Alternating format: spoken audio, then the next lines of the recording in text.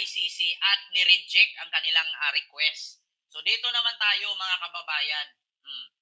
Ano nga ba ang laman ng mga ebidensya bukod sa 8,500 plus na pages na handwriting evidence at 15 hours video footage, no? Footage.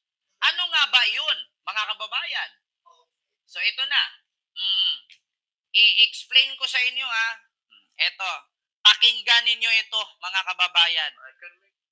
Kaugnay naman sa kaso ni dating Pangulong Rodrigo Duterte sa International Criminal Court, hanggang 2 testigo ang posibleng ipatawag ng prosekusyon sa confirmation of the charges hearing para po sa kasong murder as a crime against humanity.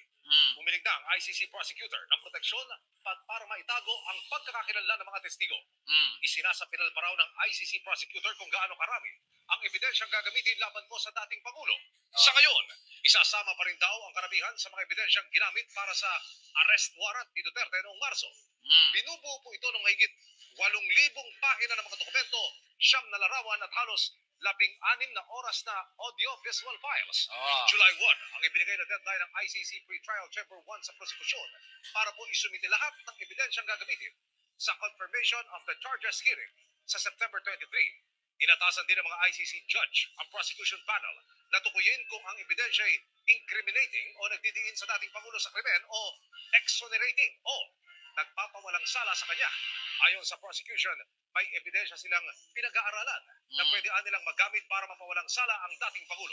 Batay sa mga inaasahan nilang argumento ng defense team. Ibinasura naman ng mga ICC judge ang hiling ng defense team na limitahan lamang ang mga tatanggaping ID ng mga testigo. Inaprubahan ng Pre-Trial Chamber 1 ang listahan ng mga ID na inisyu sa Pilipinas para gamitin ng mga biktima o witness sa ICC. Bilang konsiderasyon na hindi lahat may passport o national ID card at kung wala raw maipakitang dokumento ID, pwedeng magsumite ng pirmadong sertifikasyon mula sa 2 tao na magpapatunay sa pagkakakilanlan ng testigo sa kasusuriin ng mga judge kung lehitimo o katanggap-tanggap ito. So yun po mga kababayan, narinig ninyo. Merong 8,000 handwriting evidence na 8,000 pages at merong 15 hours video footage. So ano nga ba ang laman doon? Example ko na ito sa inyo. Ito po ang isa sa example. Yes! If you want. Mr. Chair, talagang niyayari ko. Yan! Meron akong death squad. Death squad. Ito, pero hindi yung mga pulis. Sila rin yung mga gangster. Yung isang gangster, utusan ko. Patayin mo yan, kaya kung hindi mo patayin yan, patayin kita ngayon. Ang laman ng video footage doon ng mga ebidensya, yun yung mga pag-amin ni Duterte na siya may death squad, may pinatay, mayroong pinatumba, inutos niya. Ito yun mga kababayan. Isa yun sa example. Yung 15 hours na video footage, yun mga pag-amin ni Digong na akala niya siguro sa Quadcom ay naglalaro lang. Yun yung pag-iinsulto ni Digong sa mga kongresista, yung pag-iinsulto niya sa mga senador, yun mga kababayan. Iniipon-ipon, pinagsama-sama at pinasa doon sa ICC nila Trillanes. Di ba? Di ba merong palugit kung ilan ang ebidensya kung kailan matapos? Inamin ni Digong, meron akong death squad, meron akong pinatay, meron akong inutusan. Yan si Bato, death squad din yan. Sabi pa nga ni Bato, fix man, mamatay man, hindi ako miyembro dyan. Utang ina, itinuro ka na nga ni Digong. Di ba? Akala niya siguro, Pinay in Norway, di siya mapapadala doon. Kaya akala nila, ang daming mga DDS, kinakat agad yung mga video ni Digong.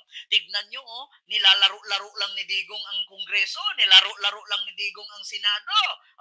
Hindi alam ni Digong na ang bawat binitawan niyang salita doon ay posibleng gawing ebidensya laban sa ICC. naniniwala sa ICC kasi umatras na daw tayo pagiging miyembro. Tinanggal na daw. Hindi nila inisip na habang tayo ay miyembro pa mula nung 2016 hanggang 2018, final na ni Trillanes doon. Ngayon, hiningian na ng ebidensya sila Trillanes. Ngayon, kinuha isa-isa, naka-record. Ngayon, sasabihin ng mga DDS, bakit kasi public ang hearing? Aba, bakit hindi ipa-public? Diba? Kita ng lahat ng tao yan. Inamin ni Digong. Diba? Kaya ginawa kasi ni Digong abuse of power. Piskal ako, mayor ako, presidente ako. Diba? Wala kang alam. Wala kang alam because guilt is personal. Sabi ni Digong yan, di ba? Ngayon, kung ako kay Risa Hontiveros, wala talaga kong alam, pero nakulong kang putang ina mo. Di ba? Ito pa, mga kababayan. Pinsan ko. Gosya, abante ako. Putang ina, pinsan ko, Gosya, abante ako. Magpinsan kami. Ito, ayusin natin ha, mga kababayan. Tapos sumasama nito. Dito tayo mga kababayan ha. Duterte. Inamin lahat sa Quadcom. Lalabas naman yan dito. Sabi nga ng Quadcom, hindi namin kailangan makipag-cooperate sa ICC. Kasi lahat naman yan na sinabi ni Duterte, nakapublic naman yan at napapanood ng buong bayan, buong Pilipinas. Saan gamakmaka mga inamin ni dating Pangulong Duterte sa pagdinig ng Quadcom. Inamin niyang may mga pinatay siya at meron daw talagang reward system sa drug war. Nagbabalik si Marian Enriquez. Sa bibig mismo ni dating Pangulong Rodrigo Duterte nang galing, may mga pinatay siya noong mayor pa lang siya ng Davao City. Marami. Yabang Mga 6 o 7. Yabang. In one drug den doon sa Davao City. Yabang 4 na Chinese. Pinatay ko talaga. Pinatay ko talaga. Ang problema, may tinamaan na dalawang yung nagluluto. Kita nyo? Lumabas sa bunganga niya, pinag-aamin niya. Kaya ngayon sasabihin ko sa inyo mga kababayan, lalong-lalo na sa mga bobong DDS. Ito yung mga laman sa 15 to 16 hours of footage na mga ebidensya na pinag-aamin ni Digong. Ito yon isa sa mga laman ng ebidensya doon sa 8,500 pages na handwriting at 15 hours or 15.55 video footage. Diyan mo talang patpatayin. Pati ilang pulis sa Davao City na umano'y kriminal, pinatay din daw niya. Ako mismo ang talagang humirit. Harap-harapan. Marami akong pinatay na pulis na gago na... Inamin pa, marami ako. Akala nyo siguro hindi ikakaipit ngayon. Ayun, nga, bobo Bobo mo! Ikaw pa yung lakas sa loob, sasabihin mo, lutang si Mama Leni. Ikaw pala yung abogadong bobo. Kung meron mang sundalong kanin, ikaw yung abogadong kanin. Yan ka ngayon. Kidnap, mag-rape, tapos magpatay. Diyan ka mabubulok sa ICC, di ka na makauwi. Pero ngayong retirado na, sabi ni Digong. Hindi na ako papatay siya. Retired na ako Hindi mo na nga magalaw yung titi mo, kakalabit ka pa ng baril. Baka mabaril mo pa yung paa mo. Tawanan pa siya ni Abante. Tawang-tawa si Abante. Hindi na ako papatay, sir. Retirado na ako, sir. Paghugot mo. Gira to. Paghugot boom, nabaril ang hita. Aroy, agay. Akala niya siguro, yung mga joke nga doon sa hindi oobra. Putang ina ni record, pinasa sa ICC. Ang nga ka ngayon. Hiling pa nga siya kay Quadco Chairperson Benny Abante na isa ring pastor. Kung may kasalanan man ako, ayaw kong pumunta ng impyerno. Ah. Ipagdasal mo na lang rin ako, sir, kasi alam mo man talaga na... Akala mo, Digong, di ka mapunta sa impyerno? Kung meron nga lang asido doon ka ihulog Hindi lang sa impyerno, sa asido ka ibulublob. Diyos ko. Press trabaho lang yun. Kasabay niyan, Yung sinisigaw-sigaw nila, Agila ng Norte, bakit naging pugo ka dyan sa Netherlands, naging sisiw ka bigla? Agila ng Norte, naging sisiw ng pugo sa Netherlands. Putang ina mo. muling inako ni Duterte ang lahat ng patayan sa kasagsagan ng war on drugs. Akin yun. Akin yun. Ako ang nagbigay ng order. Inamin pa. Siya pa daw ang nagbigay ng order. Putang ina. Ayun. Nga ka. Abogado ka. Bobo ka naman. Kasi ginawa nila illegal or legal. Ma'am,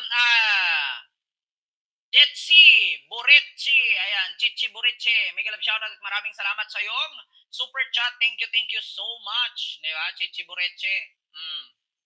Wala, either legal o illegal, ako ang nag-utos nun. Ayan. Akin yun. Akin Thank you, yun. Mr. Chair. I take full responsibility. Apple Vlogs, mega love shoutout. Kinumpirma niyang meron ngang reward system para sa mga pulis. Kinumpirma pa niya na may reward system. Pag nakapatay ka adik, may 5,000 ka. Pag medyo mataas-taas na adik or artista, 50,000 po. Tangina. Ayun, sabit ang lolo nyo. Tagumpay sila sa operasyon. Bigyan ko yan sila ng, okay, I'll give you 20,000. 20,000. Ay, sobra niyan. Magsabi sila, sir, hindi na ubos. Kasi nahuli ka agad. Inyo na yan. Merong reward system. Isa pa to si Bongo, sinungaling. Wala daw si Digong inamin nga. Sabi ni Bongo, walang ganun reward system. Never gawin ni Tatay Digong yan. Utang ina. Inamin. Bigyan ko sila 20,000. Ngayon, pag hindi naubos yan, may tira, sa inyo na. Kasi yun instead na yung babarilin nila at papatayin, nahuli agad. So, ibig sabihin, yung reward system na yun, hindi lang pulis. Mayroon pang riding in tandem. Yun yung mga death squad. Bakit? Bakit ka magbibigay? Ang mga pulis may sahod yan. Kaya pag hindi daw naubos, anong sabi niya? May sobra niyan. Magsabi sila, sir, hindi naubos. Kasi nahuli ka agad. Halimbawa, ako si Kent, ipapatay ko 5 ka-adik. 20,000 yan. 5, 10, 15, 20. Bahala na kayo dyan sa 5 ka-adik. Ngayon, pag nahuli yung 3, 2 lang napatay ninyo, may sobra. Kasi binabudget yun yung 3, napatay mo, yung 2 nahuli. Sa inyo yun, pang merienda nyo na lang yan. Inamin niya. Yan na yan. Mr. Chair, Reward. Very correct. Correct. Very Talagang correct. totoo. Alam nyo, sa totoo lang, hindi ko maintindihan si Digong kung nagjujuk o ulyanin. Diba? Hindi ko maintindihan kung nagjujuk lang siya o nag-uulyanin. Kasi correct. Very correct. Totoo. Maputang ina. At minsan, bigyan ko pa. Bigyan. Dagdag. Pero nang matanong kung galing may dagdag pa. At minsan, bigyan ko pa. May dagdag. Sabi ko sa inyo mga kababayan, naalala niyo yung kwento ko? Halimbawa ako si Ken, meron akong Shabu Laboratory. May 2 akong customer, mga bilyonaryo.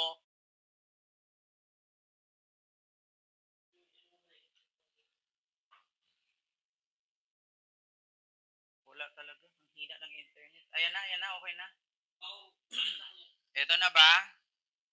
Yes. Ito na ba? Ayan, bumalik na tayo. Hindi ako nawawala. Ano? Kulang pa packet wifi, putang inang niya. Kulang pa yung 500 Mbps. So, ayun na, ulitin ko mga kababayan. Ganun yon. I'm back. Halimbawa ako si Ken. Meron akong negosyo na drugs. Meron akong customer, number 1, number 2 na billionaire. May mga kanya-kanya silang drug pusher. Pinatay ni customer number 1 ang mga drug pusher ni customer number 2. Nagsumbong si customer number 2 sa akin, ubos ang drug pusher niya kasi pinagpapatay ni customer number 1.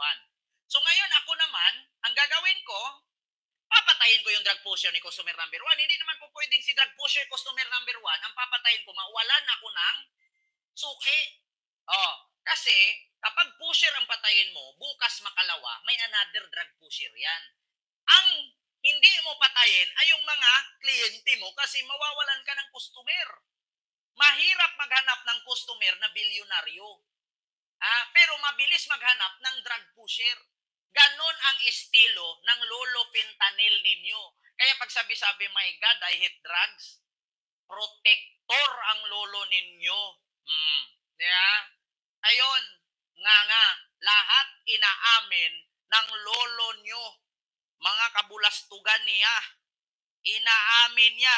Ayun ang nagdiin sa kanya. Ito. Sa confidential funds ang pera para sa police operations at reward system, iwas sa pagsagot si Duterte. Pag-amin niya, galing yon sa sobrang pondo ng kanyang kampanya noong tumakbong Pangulo. Galing sa akin.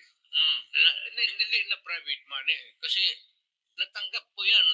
Nakahawak ko na the money I was already when I was in the official na ako. But in accordance with the rule of COMELEC, yung excess money po na ginagamit po natin sa kampanya must be returned back to the COMELEC, Mr. Chair, to the donors, Mr.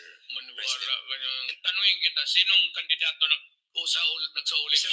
Inamin din ni Duterte na wala siyang proseso sa pagkumpirma ng mga pangalang nasa drug watch list. Inamin ni Digong na hindi niya pinoprocess na i-confirm muna kung yun bang pinapatumba niya or nasa drug watch list ay addict ba talaga. Inamin ni Digong na hindi siya nag-due process. Halata talaga na crimes against humanity. Wala akong vetting committee as president or mayor. Trabaho ng pulis yan. Hayaan mo sila sa trabaho nila. Hindi iniimbestigahan ng mga pulis or ni Duterte yung mga nasa drug watch list. Kung ano yung nakalista, itumba ninyo. Hulihin ninyo. Kung maaari, patayin ninyo. Isalvage. Para missing person lang. Inamin niya mismo. Hindi niya dinaan sa due process yung pagpatay. Hindi muna kinikilala bago ipatumba. Hindi katulad sa kanya nagreklamo pa bakit daw sandwich lang pinakain at hinuli ang tatay nila. Buti pa nga si Digong nung hinuli, sinakay sa private plane, pinainom pa, pinatulog pa, may oxygen pa. Pero yung mga pinatay niya, hindi na kinilala kung totoo ba to o kamukha lang, kahawig lang, kaapelyido, kapangalan lang. Tumba nyo yan. Di bumalik sa kanya. Tama man o mali. Kanila yan. Tama man o mali. Kanila yan. Inamin ng lolo fentanyl ninyo. Tapos sasabihin nyo, magilit ako ng liig, uwi na si Digong. Lolo, magka-uwi yung lolo ninyo. Hindi lang ako magilit. Magbigti pa. Hindi lang ako magilit, magbigti pa. Agya namang nagkainitan sina Duterte at Gabriela Partiles Representative Arlene Brosas nang maungkat ang tungkol sa tinatawag na Davao model na war on drugs. Tama ba na tawagin po itong Davao model or Davao style? Mr. Chair, yes or no? Do not ask me to answer yes or no. You are not an investigator. Pinagulaan. Do not ask me yes or no. You are not an investigator. Ngayon, etong mga pinagsasabi mong ulupong kang matanda kang huklubang ka. Pinasa na sa ICC. Nga ka ngayon. Di ka na makakauwi. Diyan ka na matigok. Puro kasi yabang. Ayan. Yan ang mapapala at kabayaran ng mga kagaguhan mo. Yan ang mapapala ng mga kagaguhan mo. So, tapos na tayo dyan mga kababayan. Dito tayo sa nilabas ni Senador Antonio Trillanes. Kapatid at asawa ni Sara Duterte sangkot sa illegal smuggling na bilyon-bilyong droga. Ay, naku talaga. Dito tayo mga kababayan. Hanapin natin na sa 11 billion na droga. Ito na mga kababayan. Balita to ha. News 5. Si Davao City. Sa pangmalaking balita na harap sa reklamong drug smuggling at korupsyon, si Davao City 1st District Representative Paulo Duterte at siyam na iba pa. Kaugnayan ang umano'y pagkakasangkot nila sa pagpuslit ng mahigit 6 na bilyong pisong halaga ng shabu galing China noong 2017. Nasa frontline balitang yan si Camille Samonte. Naghain ng reklamong drug smuggling at graft and corruption si dating Senator Antonio Trillanes IV laban kay Davao 1st District Representative Paulo Duterte at siyam na iba pa. Kaugnay ito ng 6.4 billion pesos na shabu shipment na naipuslit sa bansa galing China noong 2017. Bukod kay Pulong, dawit din sa reklamo ang asawa ni Vice President Sara Duterte na si Attorney Mans Carpio. Bukod kay Pulong, dawit ang asawa ni Sara na si Mans Carpio. Nako. Ano kaya masasabi ni Sara dito? Dating Customs Chief Nicanor Faeldon. Sa kanyang complete affidavit, pinagbasehan ni Trillanes ang mga dokumentong nakalap mula sa investigasyon ng Senado sa 600 kilong shabu shipment. Pinalusot daw ito sa Bureau of Customs. 600 kilos ng shabu. Tragis na yan. At pinadaan pa sa kanilang express lane. Ayon kay Trillanes, nagsilbing facilitator sina Pulong, Carpio at Faeldon para makapasok sa bansa ang naturang kontrabando. Ito yung mga pinilit na pagtakpan nung Duterte administration nung sila ay nakapwesto pa. Kaya ngayon, nakahanap tayo ng magandang pagkakataon na mag-file nitong kasong ito. Dagdag pa niya, malinaw na ginamitan ng impluwensya para maipasok sa bansa ang shabu shipment. Kasama rin sa sinampahan ng reklamo si Charlie Tan na umano'y business partner ni dating Presidential Economic Advisor Michael Yang noong Duterte administration. No comment. Ang pinakang drug lord dito ay si Charlie Tan, nakapartner ito ni Michael Yang. Nako. Magkapareha sila ng triad. Tapos ang naging protector ay sila Pulong Duterte at Mans Carpio. Tapos ang mga naging facilitators naman ito na naipasok ito at naipuslit palabas ng customs ay sina Faeldon, sina Allen Capuyan at iba pa na mga na-mention dun sa case. Noong 2018, kaparehong reklamo rin ang inihain laban kina Duterte at Carpio, pero binasura ito ng ombudsman dahil sa lack of basis. Ibinasura naman ng DOJ ang graft at administrative charges laban kay Faeldon noong 2017. Ayon naman kay Pulong, mas maigi na dinala ni Trillanes sa korte ang pagdinig at hindi sa social media. Nanindigan si Pulong na inosente siya at kumpiyansa siyang malilinis din ang kanyang pangalan. Umaasa rin daw ang kongresista na lalabas na ang resolusyon sa libel case na inihain niya laban kay Trillanes. Patuloy na hinihinga ng News 5 ng pahayag si Faeldon at iba pang akusado, pero wala pa silang sagot. May ihain pa raw ng ibang reklamo si Trillanes laban sa mga Duterte sa mga susunod na linggo. Nagbabalita mula sa Frontline, Camille Samonte, News 5. Ito yun,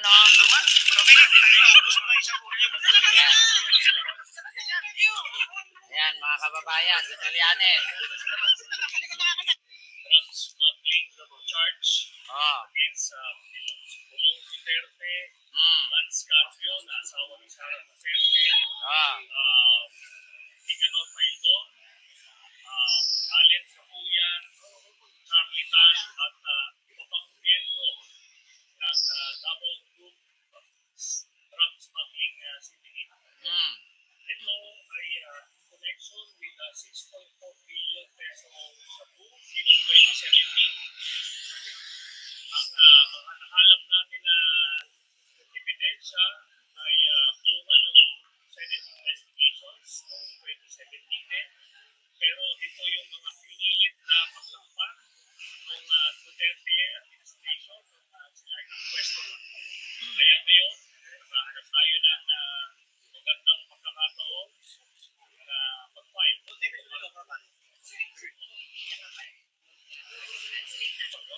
documentary at testimonial evidence tayo nakalap. Ngayon, because of the sensitivity and personal security issues in this case, talagang kailangan na lang natin antayin ito maipresenta sa korte. Ngayon, ganito yung naging sistema. Ang pinaka-drug lord dito ay si Charlie Tan, nakapartner ito ni Michael Yang. Maraming protector ay sila Pulong Duterte at Mans Carpio. Tapos ang mga naging facilitators naman ito na naipasok ito ang Muslim palabas ng Apostol sa Isa na Baito, Alin na po yan, at iba pa na na-mention sa narinig nyo mga kababayan?